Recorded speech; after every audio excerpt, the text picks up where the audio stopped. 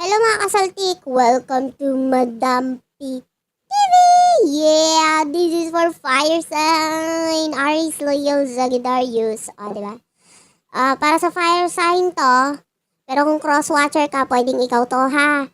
Or kaya pwedeng ito yung person mo fire sign at hindi ikaw. At saka syempre naman, dahil sa tagal mo na nanonood ng tarot reading, alam mong pwede kang hindi makarelate or makaresonate dito. Gets mo yon? Kasi hindi ko naman talaga makuha lahat ng energy ng fire sign sa mundo eh. Di ba? Oh, anyway. Shuffle ko lang ito ng konti. Habang shuffle ako, sana nagta-type ka na dyan sa comment section at tina-type mo na yung mga heart, heart, heart at saka mga smiley, smiley. Ayan. Pinakamagandang smiley. Ah.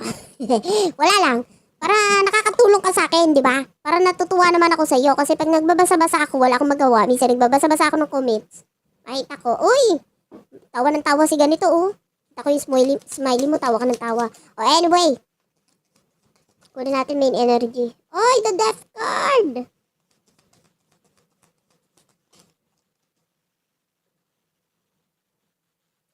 Death card, King of Wands. The Magician.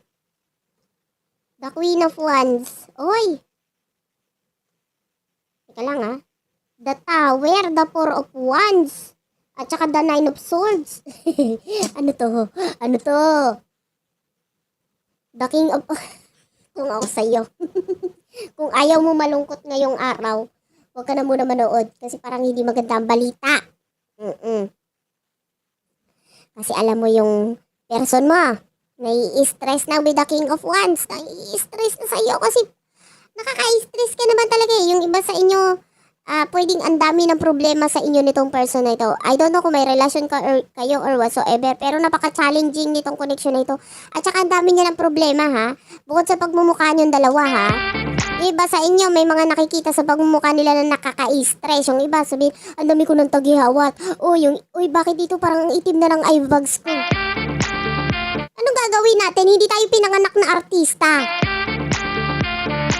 Siyempre, hindi tayo ganun ka-level up ang ganda, di ba? So, kahit pa paano, bakit pati pagmumukha na nadamay dito? Hindi. This could be yung kung may mga nakikita ka sa mga mukha mo na hindi man, na parang nakikita mo na parang naiinis ka, parang ganoon. Parang, ano ba to? Bakit pa kasi tumubo to sa mukha ko? Ay, iba sa inyo kung may bungi. Oh, ano ba to? Bakit kasi nawala to sa mukha ko? O, di ba? Anong gagawin natin? Anong gagawin natin? Hindi nga tayo pinangatak na popular. O, di ba? O, anyway. Oh, alam mo, nai-stress na itong person na ito sa iyo eh. Sa inyong dalawa, huwag tayong ano ha. Alam ko bati tayo kasi subscriber kita. Pero sa inyong dalawa, medyo ikaw yung tanga, alam mo yun. Siya yung medyo may utak sa inyong dalawa. Pwedeng siya yung mas professional or mas mataas ang level ng kanya. Ano tawag dito? Sige, basta ikaw yung may saltek. Gets mo? Siya yung medyo top 1, gano'n. May utak siya, gano'n. Ikaw yung mga ikaw yung medyo napapalabas kumbaga sa klase, ikaw yung nakakainis pag nakita ka ng teacher. Diba? Pamparami lang sa classroom. Anyway, maaaring marami na kasi siyang sinabi sa'yo na baguhin mo sa sarili mo pero hindi mo ginagawa. Kaya naiinis na siya sa'yo, nabibisit na siya. Kasi dumadami yung problema nyo dahil sa'yo. Ikaw ang may problema dito. Tapos nakikita natin with the Queen of Wands, yung iba sa inyo, lagi ka pang kinig ng kinig sa mga kaibigan mo, sa mga sa mga advice sa'yo na hindi naman dapat pakinggan kasi dapat sa kanya ka makinig kasi siya yung mas may alam. Yung iba sa inyo, lalo na kung may relasyon kayo nitong taong to kasi para sa kanya, baliwala yung mga sinasabi ko sa iyo eh. Gano'n. Kaya naiinis na siya sa'yo. Sa totoo lang, gaano man katibay ang relasyon at connection ninyong dalawa, parang itong person na ito, pasuko na. Alam mo yun, yung parang gusto ka na niyang isuka, alam mo yun. Nakakainis yun. Kasi nanggigigil siya sa'yo, parang gusto ko niya sabunutan ng ganoon. Nanggigigil na siya, bakit ka ba nandyan? Bakit ka ba nanggugulo pa ng buhay ko? Dapat ang ayos-ayos ng buhay ko, nandito ka, nanggugulo ka.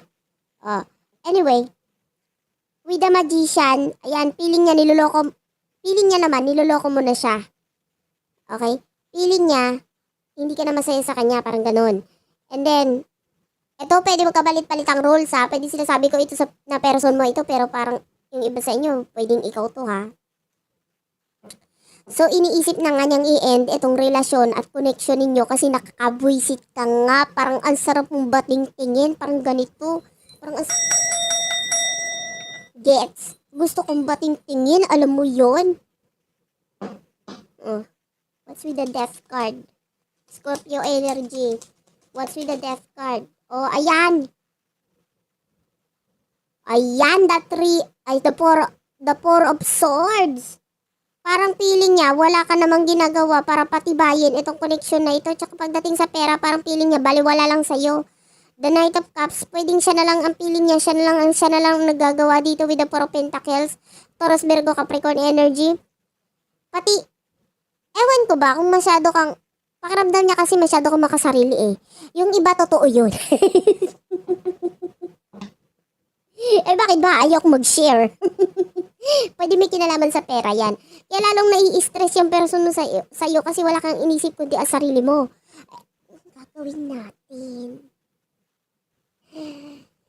Nakaka-stress ka talaga. Gusto man kitang bigyan ng advice pero ikaw talagang kontrabida dito. Anong gagawin natin? Diba? Alangang kampihan pa kita, ikaw na yung may mali. Ano to? Anyway.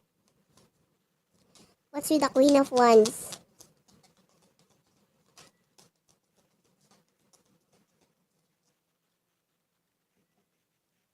The Sun. The King of Pentacles. At saka the Queen of Pentacles, Taurus, Virgo, Capricorn. The Six of Cups.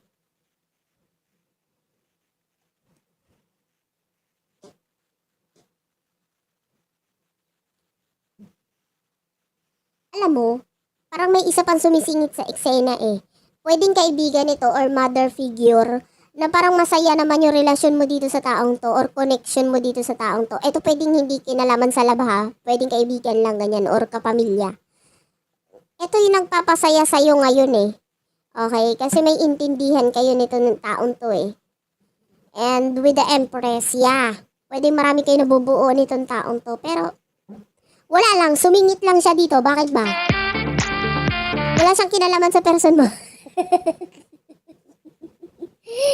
Wala lang, kasi gusto mo ng good news. O ayaw ng good news. O meron kang nakaka-close dito na parang maganda yung sinasabi kasi nagkakaroon ng pagtutulungan sa inyo pagdating sa pera. Alam mo yun? So kahit pa paano, maganda yung balita pagdating sa kanya. O. Pero labas yung person mo doon. In short, extra lang ito. So, what's with the King of Wands?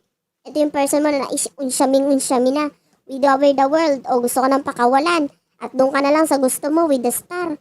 Maaaring feeling niya, meron ka mga gusto pang mangyari sa buhay mo na dahil lang dyan siya, nakaka-epal lang siya eh.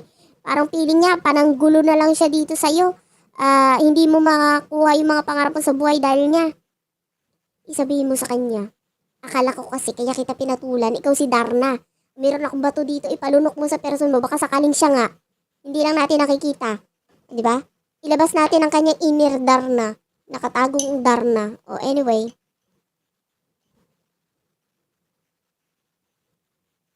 What's with the Magician? The Ten of Swords.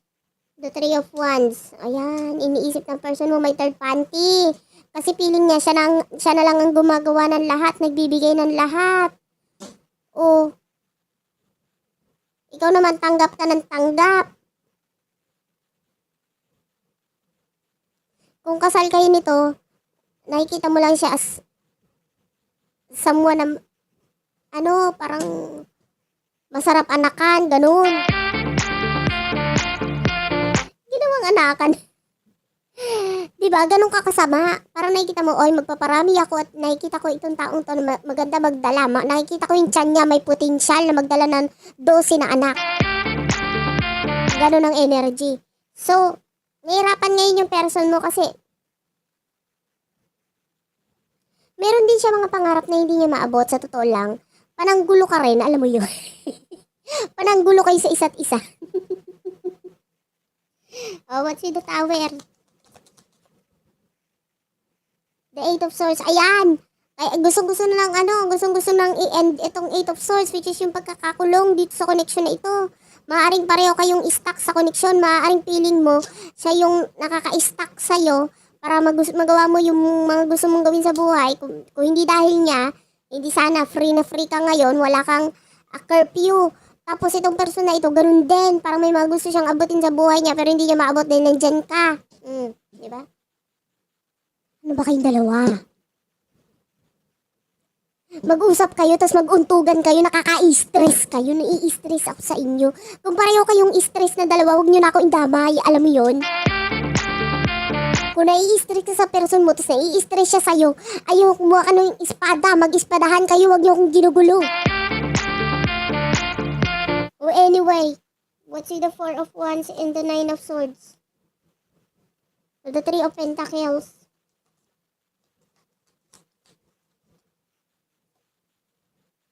The Seven of Swords, the Queen of Cups, at saka the Queen of Swords.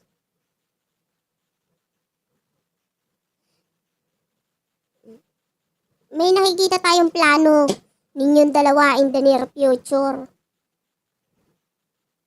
Na magkaiba kayo ng ugali, wag nyo nang planuhin. Wag nyo na ituloy. Alam mo yun. Iba may kinalaman sa pagkakaperahan. Pero, wala lang rin mangyayari dyan eh. Kasi hindi ko nakikita magtutuloy-tuloy yan eh. With the Seven of Swords, problema. Alam mo yun, kasi silipan kayo ng silipan, alam mo yun. Buti kung sinisilip nyo, singit ng isa't isa, iba ang sinisilip nyo. Tinitignan mo yung mga nagawa niya, tas mga nagawa mo, tas yun ang ibig natin sabihin pagsasalipan, ano? Hindi yung mga ibang silip. Nagigets mo? Anyway, ayun na. Hindi ko kayo nakikita nagkakasundo. So, ano nangyari dito? Teka lang, kukuha tayo ng ibang cards. Gamitin ko itong card na ito. Wait lang ha. Buksan muna natin.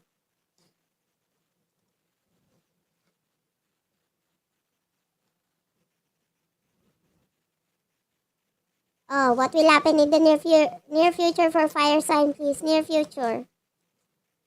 Near future for fire sign, please. What do we have here for near future for fire sign? Ayan.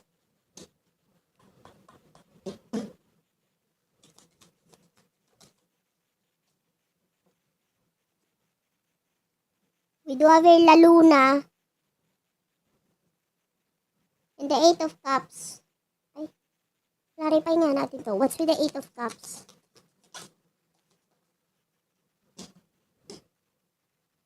The Knight. Sa totoo lang, hindi ko nakikitang ini-end ninyo tong connection na ito. Parang patigasan. Paunahan mag-end. Paunahan magsabi ng... patagalan pala. Patagalan magsabi ng break na tayo. Nagtitiisan kayo sa isa't isa para kayong mga tanga eh. With the La Luna, nandito yung naglolokohan kayo sa isa't isa. Meron ka ng sikreto, meron siyang sikreto. Anong gagawin ninyo? Para lang kayo nagsama para sa... With the Eight of Cups, if there's children na involved dahil dun. Alam mo yun, yung parang kayo... Sabihin na natin with the Seven of Cups, marami kang gustong mangyari sa buhay mo pero hanggang pangarap na lang. Tapos yung person mo ganun din, hanggang pangarap. Kasi wala kayong ginagawa sa connection na ito eh. Pareho naman na ninyong ayaw with the Knight of Blades. Kaya lang with the King of Blades, hindi ninyo hinaharap yan eh. Hindi nyo sinusolusyonan. Di ba? Ngayon, yung iba dyan, manunood lang ng tarot reading para malaman kung may third party ba dun sa person niya. Ganon, salip na kumprontahin, hindi kinukumpronta. Ang kinukumpronta mo ngayon, mga tarot reader. Magko-comment kasi may iba na ba siya? Baka gusto mo lang i-end, ayaw mo, kunwari ka pa. Stress ako sa iyo eh,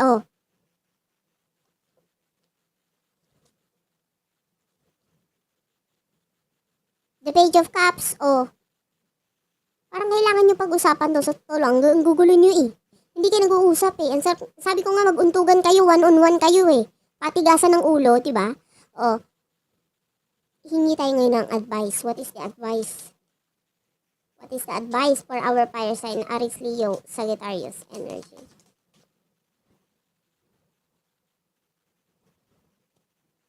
We do have here last Stella. The Two of Wands. Bottom of the deck is the Knight of Blades. Tapos, the advice pa yung Temperance sa Page of Coins at saka the Justicia. Una sa lahat, Justisya, kailangan mo magpakatotoo sa sarili mo, Libra energy. Kailangan mong sabihin ng totoo sa kanya. With the page of coins, maaaring, alam mo, yeah, I feel like hindi ka kasi nagiging totoo sa person na ito eh. Kung gusto mo malaman ng totoo sa kanya, sabihin mo rin ang totoo sa kanya at itanong mo kung ano ang totoo sa kanya. Pero dapat ready ka kung anong sasabihin niya. With the temperance, sa totoo lang, nakikita pa naman natin yung connection ninyo na pwede pang maayos. Kaya lang hintay-hintay lang. Kasi with the two of wands, kailangan mo munang ayusin ang buhay mo dahil maaaring masyado pa itong magulo. With the Stella, abutin mo kung anong gusto mo abutin sa buhay mo. Kung gusto mo abutin mo yung mangga ng kapitbahay nyo, ganun. Hindi yung mismong kapitbahay ang aabutin ha. Yung mangga lang. Ibig sabihin yung pangarap mo, abutin mo muna. Etong person na ito, pwedeng nandyan siya, nakikita mo siya as pananggulo, pero sabi ko nga, napapag-usapan yan. Be honest, alam mo yon. Pag hindi ka na masaya, sabihin mo sa kanya, baka sakaling mabago pa, baka sakaling, sabi niya, o sige, hindi ka na pala masaya. Halika, dun tayo sa kwarto. Doon tayo mag-usap. O, ngayon. Mali mo, maayos pa. So, thank you for watching. I love you all, and babush.